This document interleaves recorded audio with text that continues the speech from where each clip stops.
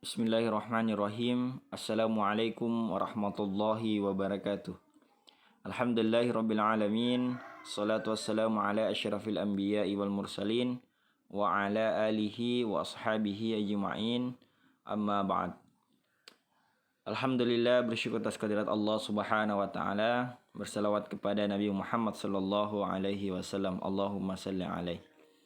Anak-anakku sekalian, alhamdulillah kita masuk pertemuan ketiga di semester 2.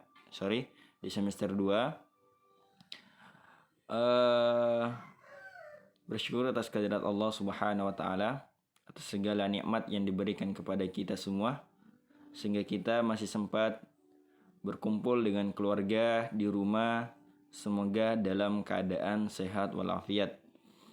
Anak-anakku sekalian, sebelum kita memasuki materi pembelajaran seperti biasa, mari kita membaca suratul Fatihah dan selanjutnya baca doa belajar agar segala ilmu yang kita dapatkan dalam bab 8 ini dapat kita petik, dapat kita amalkan, terutama diri kita baru kepada orang lain. Bismillahirrahmanirrahim. Alhamdulillahirabbil alamin. Arrahmanirrahim. Maliki yaumiddin. Iyyaka na'budu wa iyyaka nasta'in. Ihdinas siratal mustaqim. Siratal ladzina an'amta 'alaihim ghairil maghdubi 'alaihim waladdallin. Amin. Rabbi zidni 'ilman warzuqni fahman. Anak-anakku sekalian, kita masuk di bab 8 dengan materi berempati itu mudah, menghormati itu indah.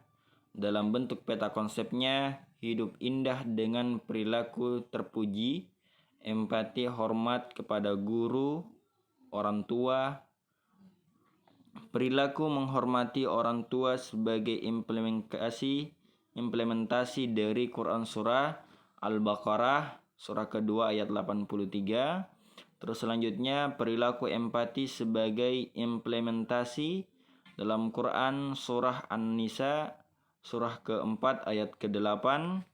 Selanjutnya menemukan konsep tentang hormat dan patuh kepada orang tua dan guru. Selanjutnya menemukan konsep dan makna tentang empati terhadap sesama. Terus selanjutnya dan terakhir menerapkan perilaku empati, hormat dan patuh kepada orang tua dan guru. Anak-anakku sekalian, seperti biasa mengawali setiap babnya, silakan menulis peta konsepnya. Jadi secara keseluruhan yang ditulis adalah peta konsepnya. Nah, ini peta konsepnya bab 8. Oke. Selanjutnya peta konsep yang ini sampai seterusnya. Sampai ke cara keseluruhan peta konsep yang ada di bab 8. Oke, next. Untuk merenungkan saya akan memahami, atau kalian harus memahami, renungkan dalam artian kita merenung dari bentuk cerita yang kita baca dalam setelah peta konsepnya. Ketika kita melihat keluarga yang bahagia, alangkah senangnya. Mereka saling menyayangi, menghormati, dan mengasihi. Hidup saling berbagi juga indah. Ada orang yang menumbuhkan, ada orang yang membersihkan. Memberikan hidup ini terasa sempurna jika semuanya saling memahami akan kebutuhan hidup masing-masing. Akan tetapi, kita sering saksikan dalam kehidupan banyak yang jauh menyimpang dari ajaran Islam, seperti perilaku durhaka kepada orang tua. Perilaku itu apabila diberikan akan merugikan baik bagi diri sendiri maupun orang lain, sehingga membuat kehidupan ini tidak nyaman dan tidak tentram. Sebagai anak-anak Muslim, kita seharusnya tidak melakukan perilaku seperti itu. Bahkan kita harus menasehati teman-teman yang sering melakukan perbuatan tersebut. Kita harus peduli merasakan apa yang dirasakan teman kita, kita wajib menghormati kedua orang tua kita yang telah membesarkan kita. Kita juga wajib menghormati guru-guru kita, karena dari mereka kita sekarang ini bisa membaca dan menulis. Sikap empati akan peduli terhadap orang lain, menghormati orang tua, serta menghormati guru merupakan perilaku terpuji yang harus dijunjung tinggi agar kita menjadi manusia yang sempurna. Dari makna renungkan ini ada 3 poin, ya. Ada 3 poin. Empati itu adalah merasakan apa yang dirasakan orang lain, ya. Jadi anak-anakku sekalian, merasakan apa yang dirasakan orang lain. Misalnya, mengawali awal tahun 2020 ini, Allah memberikan begitu banyak cobaan di negara kita ini, Indonesia. Yang pertama, bencana jatuhnya pesawat Sriwijaya. Setelah itu lanjut kepada Kalsel Kalimantan Selatan, adanya banjir.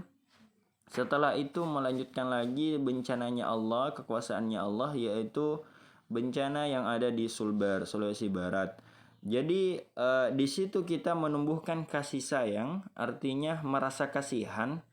Ya Allah, kasihan banget orang tersebut ketinggalan, meninggalkan keluarganya, meninggalkan rumahnya, terjadi dalam bentuk suatu bencana. Nah, rasa kasihan itu kepada orang lain disebut adalah empati. Jadi anak-anakku sekalian, empati itu rasa kasihan kita kepada orang tersebut, atau merasakan apa yang dirasakan, apa yang diderita kepada orang tersebut. Next, selanjutnya anak-anakku sekalian, di bagian C, atau sebelumnya kita melihat ilustrasi dulu. Jadi di ilustrasi ini ada seorang ibu-ibu yang menggendong anaknya, ya. Jadi ada seorang ibu-ibu yang menggendong anaknya. Anggaplah kita yang si bayi itu. Anggaplah kita si bayi itu, dan anggaplah ibu itu adalah orang tua kita, ya. Dari sisi ini, dari sisi gambar ini, ilustrasi ini, bahwa begitu sayangnya si ibu ini kepada si anaknya, ya. Jadi banyak beranggapan teman-teman kalian, kok saya dibanding-bandingkan dengan teman-teman saya, kok saya selalu dimarahi, kok saya selalu dilecehkan kepada orang tua saya. Tidak. Jadi ketika misalnya orang tua kalian membanding-bandingkan, selalu dimarahi, itu adalah bentuk kasih sayang orang tua kalian kepada kamu, agar kamu nantinya menjadi orang-orang sukses. Jadi seorang ibu ketika misalnya bentuk kasih sayangnya berbeda-beda. Ada yang bentuk mengungkapkan, ada yang bentuk misalnya memarahi. Itu adalah bentuk kasih sayangnya orang tua kalian. Karena orang tua itu tidak mungkin anaknya atau tidak mau melihat anaknya sesuatu yang buruk. Ya, pasti orang tua itu selalu mendoakan anaknya agar menjadi anak yang sukses. Oke, selanjutnya ilustrasi kedua. Ilustrasi kedua adalah seorang murid. Ilustrasi kedua adalah seorang murid mencium tangan gurunya, ya. Mencium tangan gurunya.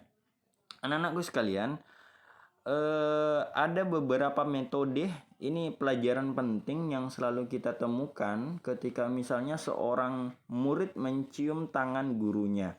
Ya, ini adalah metode yang salah dalam yang dilakukan seorang murid kepada gurunya. Salah, metode yang mencium tangan ini salah. Jadi anak-anakku sekalian, saya tekankan untuk kelas 7 yang muslim, kelas 7, metode Islam mencium tangan itu bukan yang kalian lakukan setiap ketemu gurunya, ya, atau salim kepada gurunya. Salim untuk guru itu atau mencium tangan bapak ibu guru kalian adalah, ini contohnya, kadang mengambil tangannya baru dilengketkan kepada pipinya, ya. Misalnya mengambil tangan gurunya atau mencium, meletakkan tangannya ke pipi gurunya. Ini bukan salim yang baik dalam agama Islam kita, ya. Jadi, atau mengambil tangan ibu gurunya baru dijidatnya, ya. Dijidatnya di sini. Bahkan ada di sini kepalanya, bahkan ada di kepalanya saya lihat. Jadi, kebiasaan buruk kalian dalam salim tangan itu tidak seperti itu, ya. Kalau di materi dalam menghormati guru itu tidak seperti itu, ya. Jadi anak-anakku sekalian, ketika kalian bertemu kepada guru kalian, itu harus mencium tangan guru kalian sesuai dengan ajaran agama Islam. Jadi pertama itu adalah mengambil tangan ibu bapak guru kalian. Setelah itu ini telapak tangannya itu disentuhkan kepada hidung kalian, ya, kepada hidung kalian. Misalnya ini, jadi ambil tangannya gini, baru dihirup. Kenapa dihirup? Ya, kenapa dihirup adalah di situ kita berniat keberkahan dari ilmu kepada bapak ibu guru kalian, ya.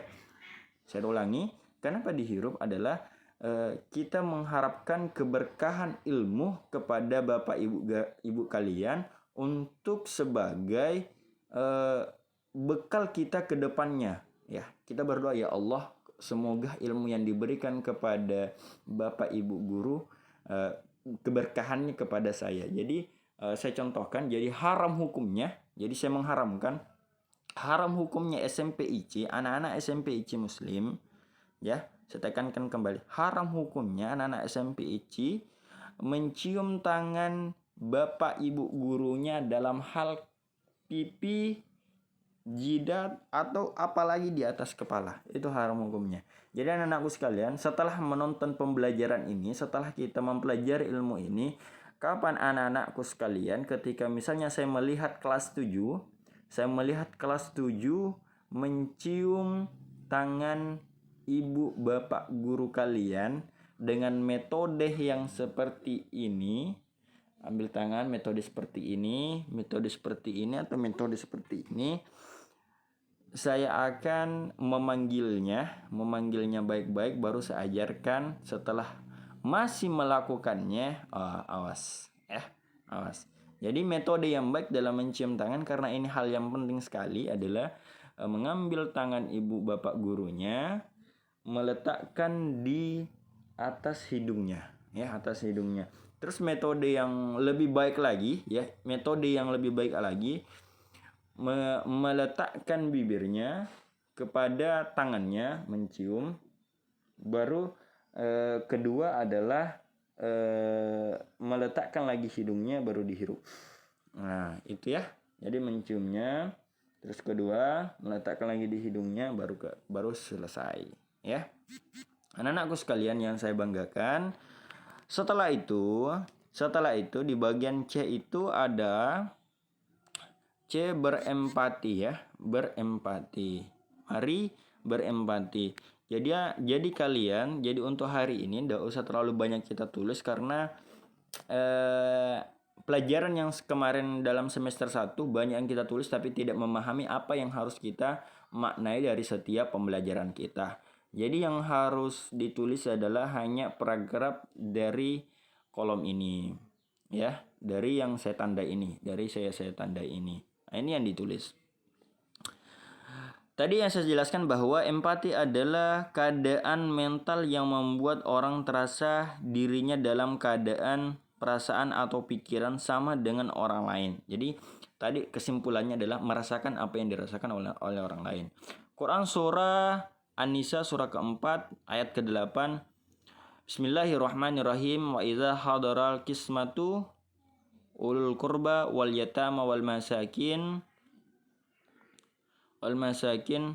farzuquhum minha wa qulu lahu qaulan ma'rufa. Dan apabila sewaktu pembagian itu hadir beberapa kerabat, anak yatim, dan orang-orang miskin, maka berilah mereka dari harta itu sedekahnya, dan ucapkanlah kepada mereka perkataan yang baik. Jadi dari penjelasan ayat ini atau makna yang terkandung dalam ayat ini, terkadang kita memberikan sesuatu infak, sedekah atau barang kita kepada orang lain, setelah kita memberikan, apa itu, cuma minta-minta, cuma ini, jadi tidak ada amal satupun yang kita dapat ketika misalnya mempunyai perasaan atau mempunyai prasangka buruk kepada orang tersebut. Kalau mau kasih secara ikhlas. Kalau misalnya masih memang ragu-ragu dalam memberi sesuatu apapun kepada kita, ya tidak usah dikasih. Karena percuma kita kasih kalau ibaratnya tidak ikhlas atau mengata-ngatai orang tersebut. Contoh misalnya, ketika dalam perjalanan sepaku atau ke Penajam, terkadang ada orang yang memperbaiki jalan yang rusak, terus dia menggayungkan dosnya atau misalnya ininya, baru kita kasih, ini kok masih bisa kerja, kok enggak kerja, hanya begini ya.